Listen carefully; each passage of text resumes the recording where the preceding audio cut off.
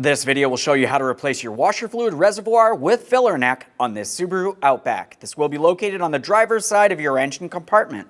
Let's get into it. Okay friend, let's get started on our job. With the hood in the open position, we're along the driver's side of the engine compartment. This is where we can see our washer fluid reservoir filler neck. Prior to removing this from the reservoir, of course we're going to want to make sure we clean the area where it connects. That's down in this area just along the side of the battery. I'm just going to use some compressed air to try to remove any miscellaneous debris.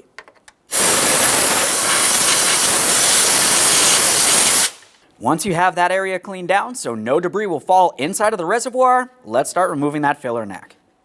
Up along the top of the filler neck, you're going to find that you have a small plastic clip holding the filler neck in place. I'm just going to use some long nose pliers. The clip actually has two locking tabs, one on either side, front and rear. Squeeze them in and gently pull the filler neck towards the center of the vehicle or towards the engine. Now that we have that dislodged, we can take hold of this, we'll give it a slight twist and lift it up and out of position. Definitely get some movement there.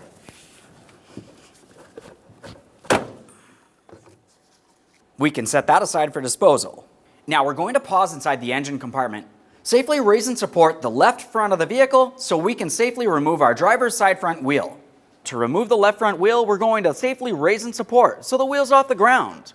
After that, we'll remove all 5 lug nuts and the wheel. If you have a locking lug nut, you're going to want to make sure you have that key. Since mine does have the locking lug nuts, I'm going to be using that first. We'll just turn this until it feels like it wants to seat. Once it does, go ahead and turn that counterclockwise to remove it.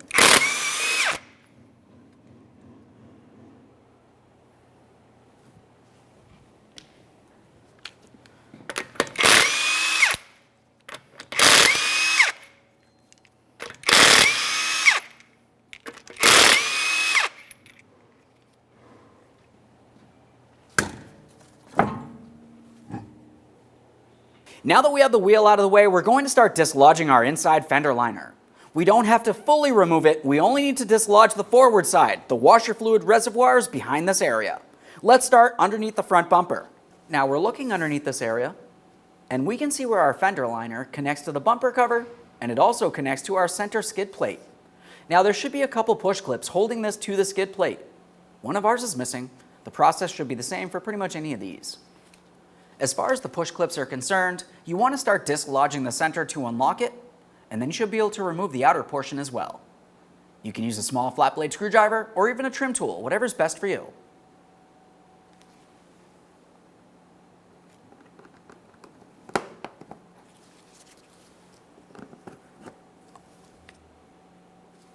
As I mentioned, there should be one here. Let's continue on.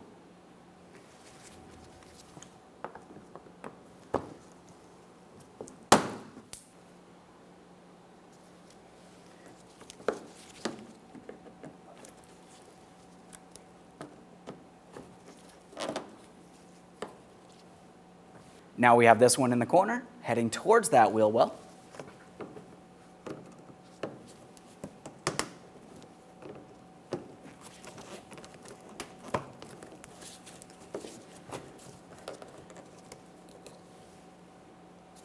Now we can make our way inside this area.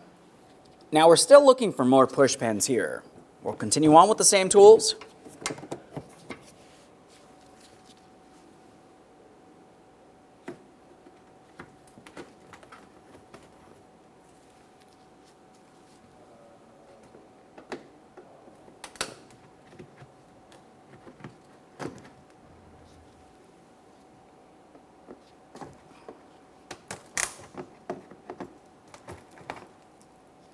Now as we make our way over towards the front bumper cover, there's one in the corner here.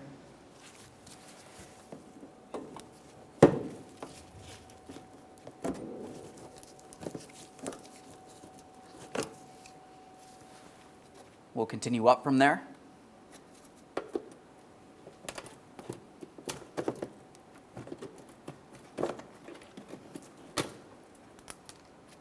Now we should be able to take hold of that fender liner, and we're going to start dislodging it from along the front bumper cover. Go ahead and take this, we'll tug it outward, and then we should be able to flex this and pull it behind the brakes, exposing our washer fluid reservoir.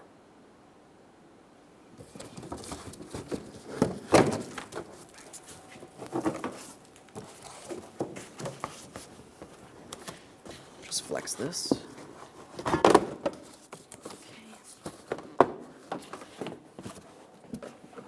Now, prior to removing the washer fluid reservoir, there's going to be a few things that we have to do, and we're going to start with electrical connectors. That's going to be along this area.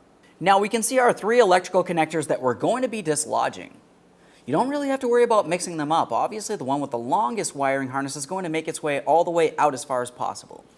For each of these, just go ahead and squeeze in on the locking tab. That's this square area, and you should be able to pull it up and out of place. A little wiggle here. Every time you disconnect an electrical connector, just take a quick peek for corrosion. If you see any, take care of it. Same thing here. We'll squeeze that locking tab, pull that out of place. And we got one more right there.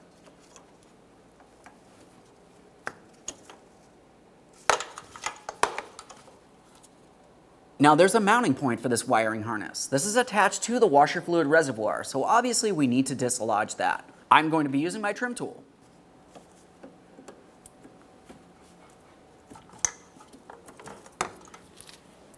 Now, as far as dislodging that, you just want to take a look at the clip. If it looks like it's broken, that's okay. During the installation process, you can use a wire tie if you find it to be necessary. Now it's time to drain the washer fluid reservoir. This is going to be fairly simple. We want to have a collection receptacle underneath this area. This is one of our washer fluid pumps. When you dislodge the hose, fluid will make its way out. It's going to come out fairly slowly, so it's going to take time. Go ahead and gently remove the hose from the washer fluid pump.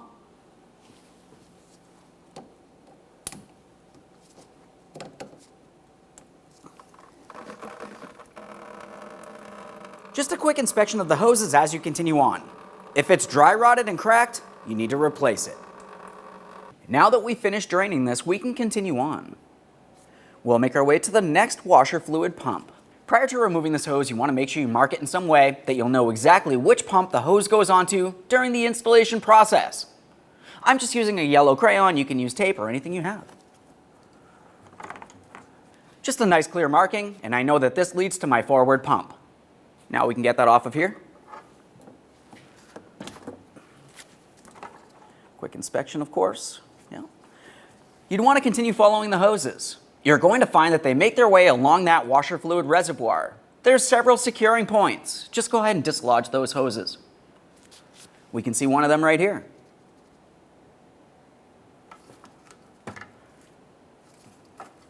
We're just pulling those out of place. Obviously, a little bit of washer fluid might make its way out of here. We'll continue on a little further up. Now we'll continue on from there. You can follow these hoses up to their next mounting point. For this, you just want to carefully squeeze them and slide them out of position. There's a small groove for them to fit through. You should be able to flex that washer fluid reservoir as necessary or just squeeze the hoses. Now we're making our way to the outside here. You can see that the hoses just press into the tank along the side. We'll pull those out of place. And now we can leave these right up in here. We can set those hoses aside after a quick inspection. Now we still have one wiring harness that we have to dislodge, and you can see that right out in the open. We're using our trim tool, and we'll just go ahead and pry this right out of place.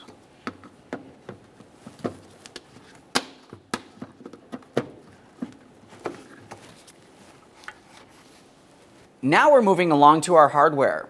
There's 3 pieces of 10mm hardware that we'll have to remove. 1 mounting bolt and 2 mounting nuts. The bolt is out in the open. 1 mounting nut is up along the top, and the second one is along the forward position here. Now, since the forward position is the hardest one to gain access to, that's where I'm starting. We'll end with the mounting bolt. Ratchet.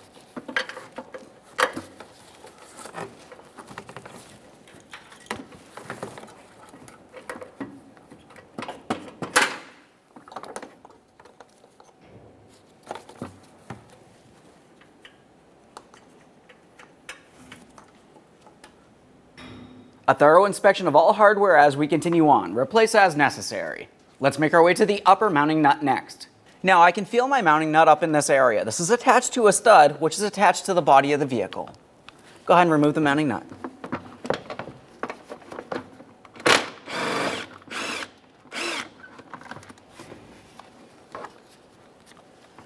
This mounting nut looks exactly the same as the other. You do not need to worry about mixing them up. Now we can take hold of the washer fluid reservoir. We're going to remove our final mounting bolt. Keep in mind this is the last thing holding the washer fluid reservoir in place.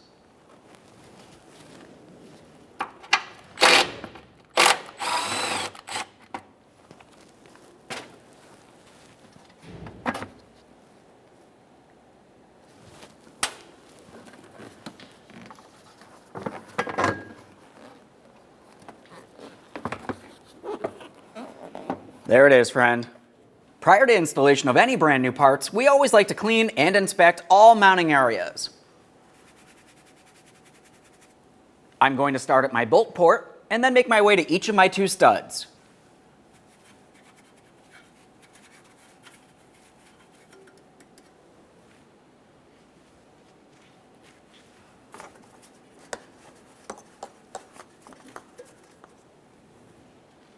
After confirming that nothing's rotted, weak, or damaged in any way, we can continue on with our installation. Now we can install our brand new washer fluid reservoir. We're going to get this in position. We're starting with our mounting studs first. Just go ahead and align the washer fluid reservoir with each one of the studs. We have the one on top and the one along the front there. Once you have it aligned, you should be able to press it inboard or towards the engine and sliding it up against the mounting points. With that held in position, let's continue on to our hardware. I'm starting with my mounting bolt first. We'll just make sure we have this aligned so we can start that bolt in by hand. We never want to start anything in and cross thread it.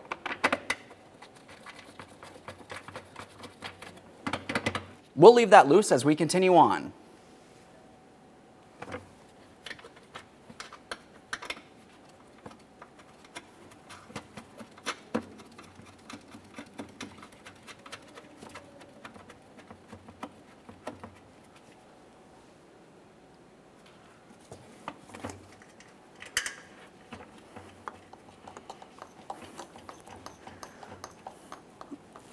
Now we can tighten them up. Since we're in the front, let's start there.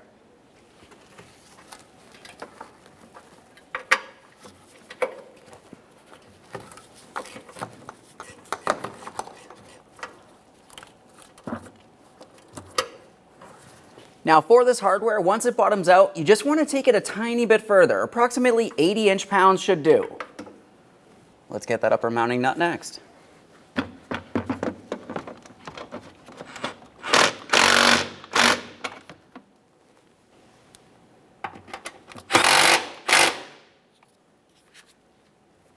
Double check to make sure it's properly secured. It should not move around. Now it's time for our washer fluid hoses. We're going to take these and we'll start bringing them along the washer fluid reservoir. We want to get them in position. Up along the top area here, we do have the securing points, so we'll just line them up and press them in.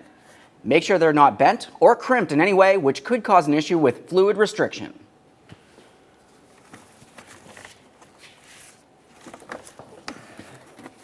Obviously, we still have some washer fluid in these hoses. You want to be careful not to get it in your eyes. Now we're making our way to the next securing point here. I'm just going to press the hoses right into their positions. Once you have those aligned, they should make their way all the way down to their corresponding washer fluid pumps. We marked the hoses.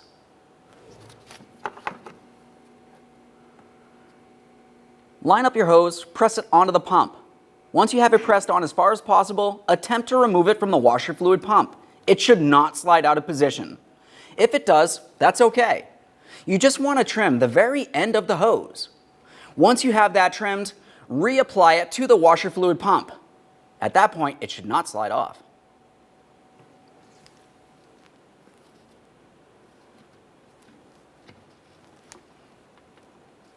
Do the same thing for each one of your washer fluid hoses. Once you're done with the hoses, let's move along to our wiring harness next. Up along the front, we have our securing point. Just go ahead and line that up, press it in, give that a wiggle. If any of your securing clips are broken or damaged in any way, to the point that they're not holding, just go ahead and remove them and you can use a wire tie. We've got this one. On to our 3 electrical connectors.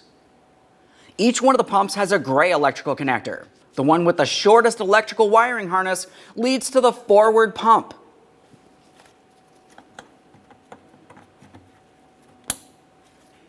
The black electrical connector is for your level sensor.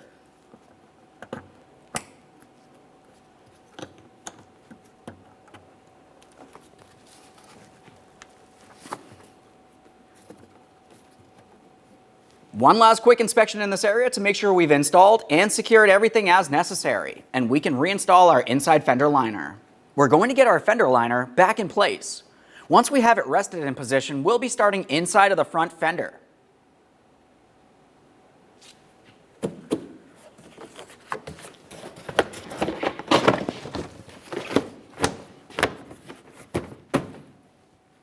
We'll start with our push pins here. I'm in the corner where the bumper cover and the fender liner all connect. Let's continue upward.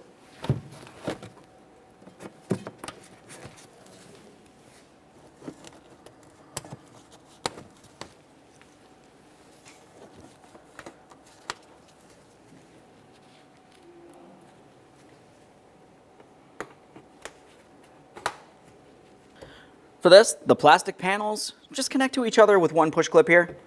Line them up, lock them down. Let's make our way underneath the front. Now, as we make our way under here, we want to make sure that we have only certain parts of the fender liner tucked over our bumper cover. You can see one tab here. Just go ahead and pull away and flex it. We'll have the push pin port on the outside or on the lower side. Continuing on, we have another area that goes up and over the bumper cover. And now we can rest this in position. We're using 3 large push clips down along this area, one in the corner. Just go ahead and line things up, press that in, lock it down. We're making our way towards the front now along the outside.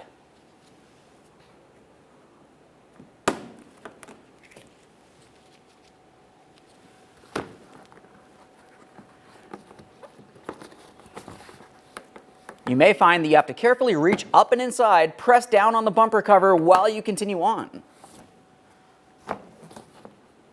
Now, as we make our way along the skid shield, you're going to find that there's actually 4 circular ports on the skid shield. As far as the fender liner, we need to press it so it aligns with the upper ports on the skid shield. We don't want to try to align it with the lower ports. As far as this forward corner, I like to flex this over the bumper cover as well.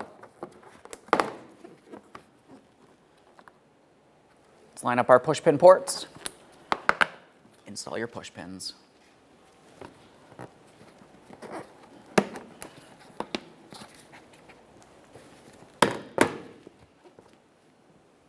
Just double check to make sure that's secured. We do not want it hanging down while we're driving down the road. Now we have the wheel back on the ground, so we're going to torque these to that 90 foot-pounds in a crisscross manner.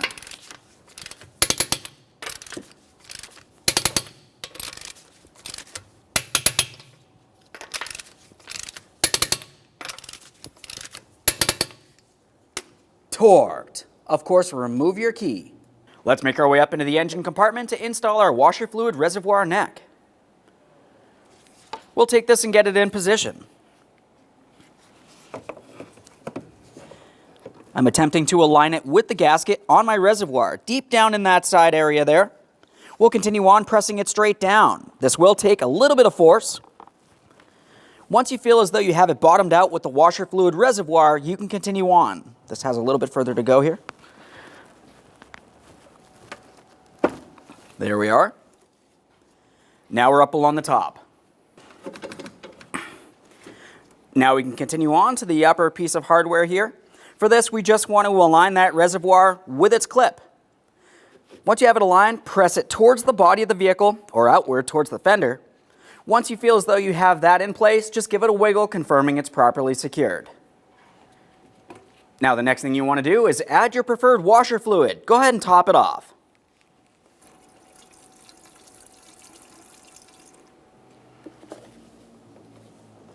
Now once you've topped off your fluid, go ahead and close the lid. Close the hood, take your vehicle for a road test. Thanks for watching. When only the best will do, demand TRQ. The only company that lets you view before you do. TRQ is committed to offering the highest quality aftermarket auto parts that are engineered for peace of mind. Thanks for using and viewing with TRQ.